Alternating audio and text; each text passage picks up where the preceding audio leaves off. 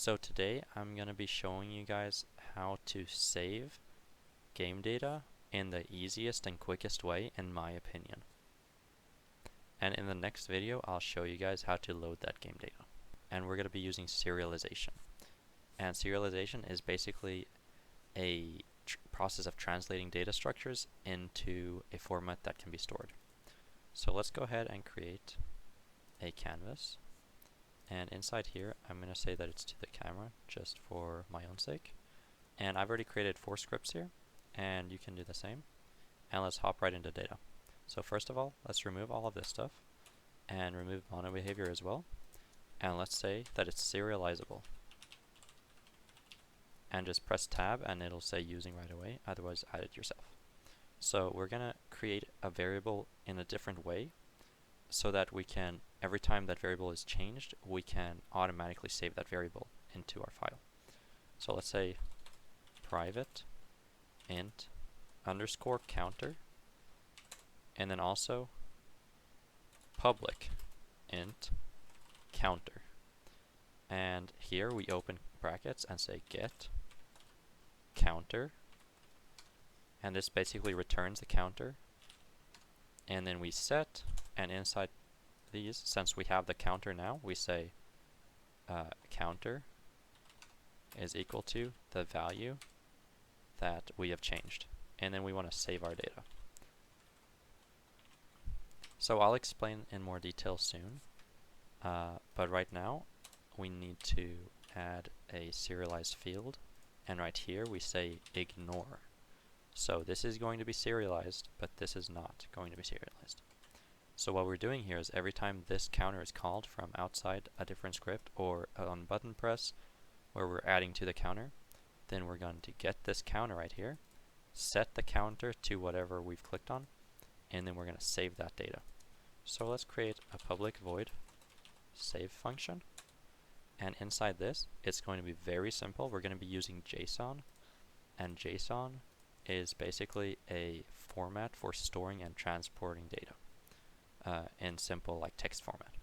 So let's say string JSON is equal to JSON utility dot to JSON, and then say this.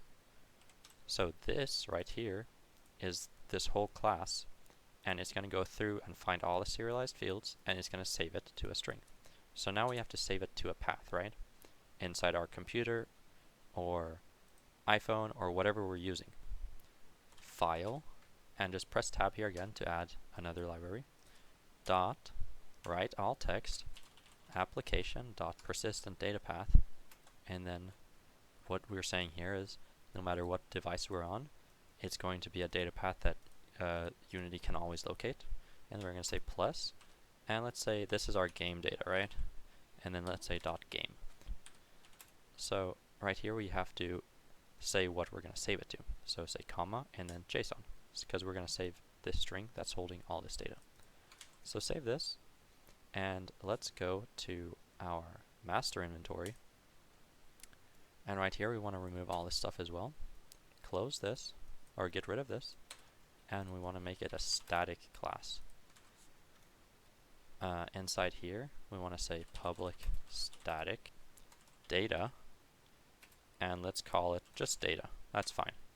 And then we need to initialize this data as well. So public static void init, this is our function that we're going to initialize it in, and then we say data, which is this data, is equal to, and then it's going to pop up right away, new data.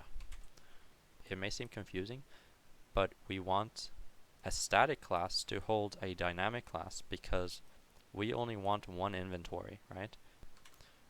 So now let's go to button press, remove this, and say public void add to counter, and then let's say master inventory dot data dot counter plus equals 10. Let's go back to Unity and let's create a button, and inside this button let's say add 10 to counter. Alright, and inside this button we need to pull this into the canvas and then go down here, add another click, and say the canvas, which is holding the button script, and then find the button script and say add to counter. Alright, so we're going to run into a problem because we need to initialize this at game start, and you can't just pull static classes into this. So what we need to do is go back into Visual Studio, go to our main app, is remove update, and say master inventory dot init. And that's all we need to do. So let's go back to Unity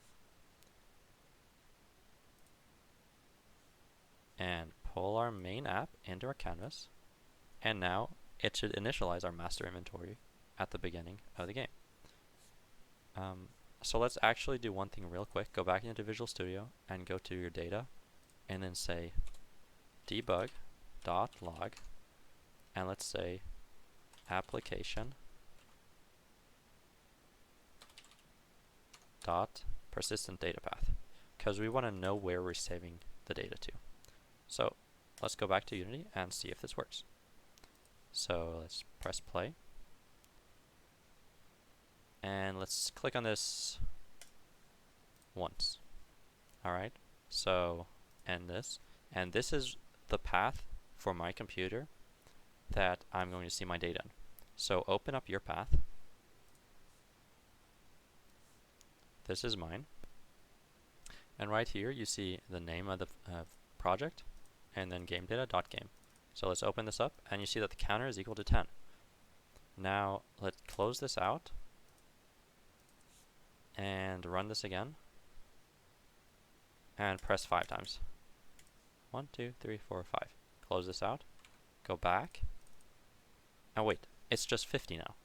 Well, that's because we haven't loaded the data whenever we start the game.